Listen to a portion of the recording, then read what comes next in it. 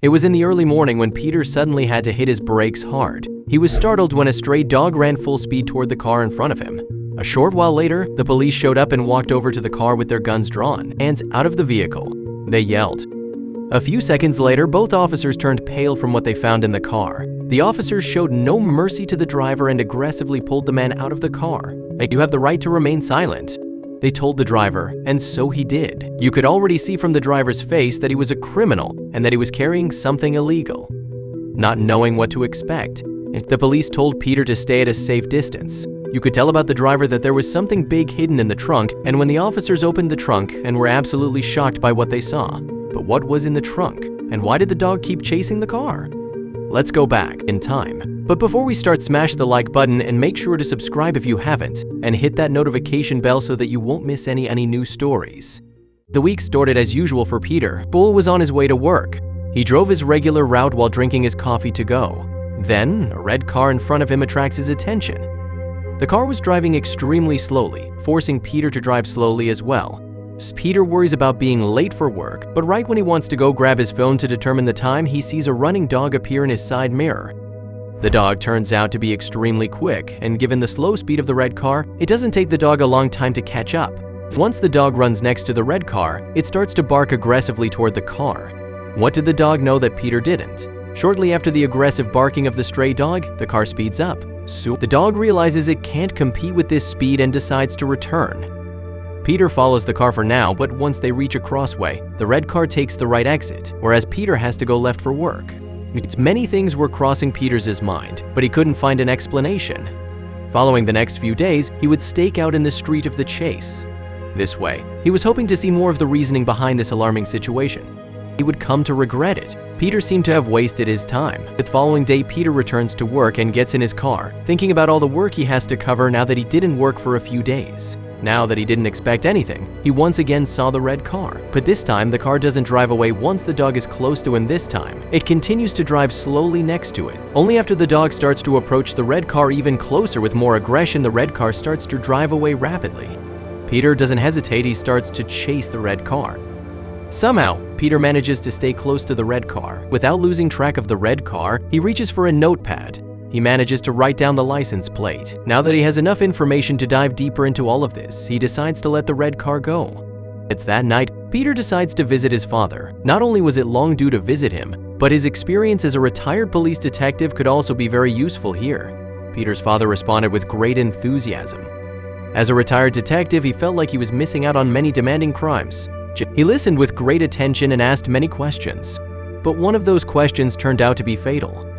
Once Peter's father asks something about the car, Peter responds without thinking much of it that the car is red. Well, his father suddenly turned pale. He became utterly silent and soon after asked Peter to leave. Where did Peter drag his poor father into, and what did he know?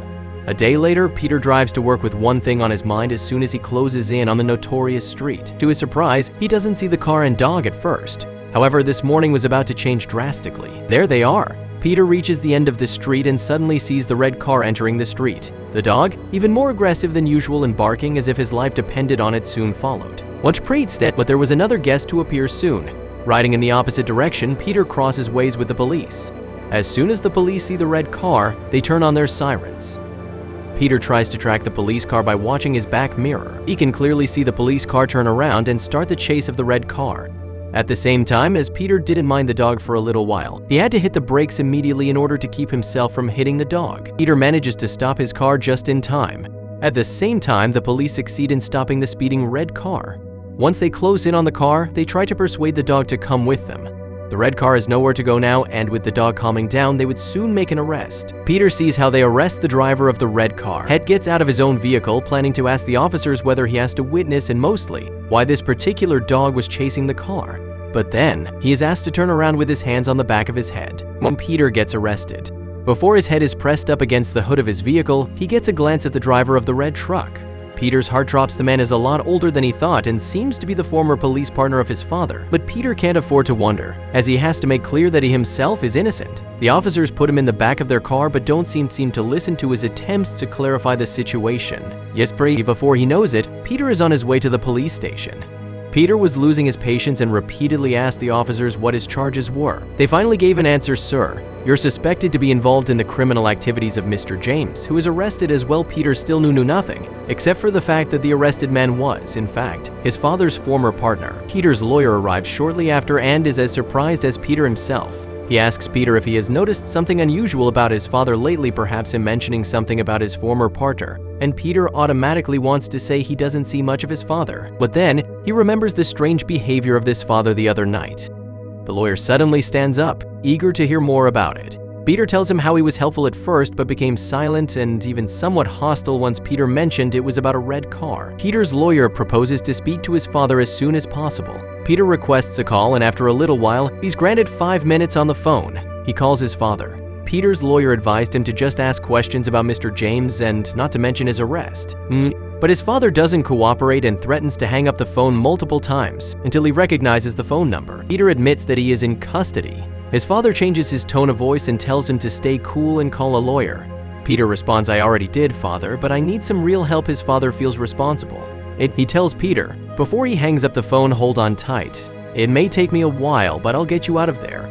Right after the call, Peter is escorted back to his room and sees a few detectives have come in by now. None of them look him in the eye.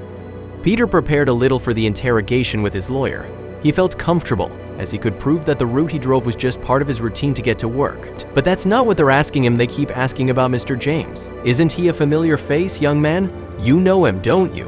Followed by, "Why don't you admit that you just wanted to earn some money? What the hell were they talking about?" The lawyer stepped in, demanding proof from the detectives.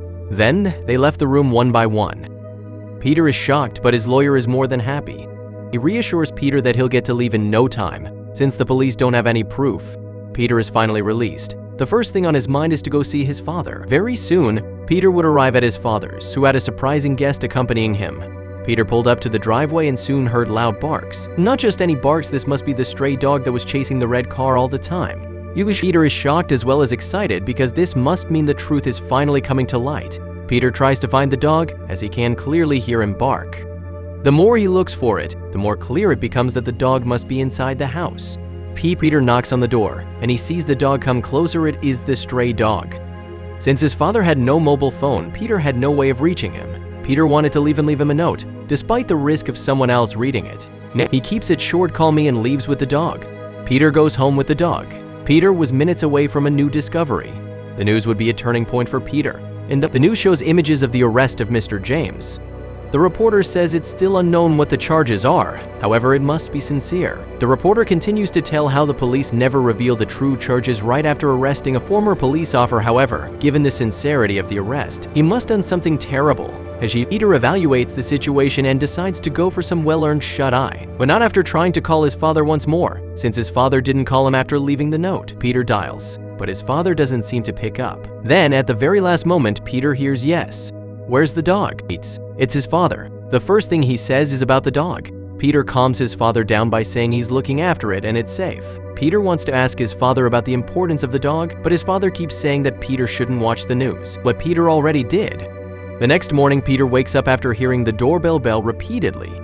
It's his lawyer who brought sandwiches and some coffee. He asked the lawyer why he was there that early. "We have to do something today. Get dressed, please." Peter decides to take his own car since he needs space to bring the dog along. The lawyer was really pleased with the dog coming along, so he just instructed Peter to follow him and stay close. After driving for a while, Peter realized that they were picking up his father. His father got out of the house and, before getting with the lawyer, looked Peter directly in the eyes. The next and last stop turned out to be the police station. The station is surrounded by the media, and they are photographed before going in. The dog all of a sudden looks far more relaxed than before. Upon entering the police station, Peter and his father enter an interrogation room to talk about Mr. James. They use the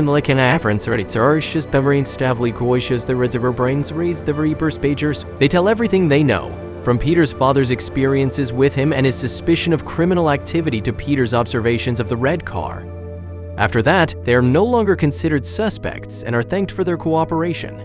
The stray dog turned out to be a former police dog used by Mr. James and Peter's father.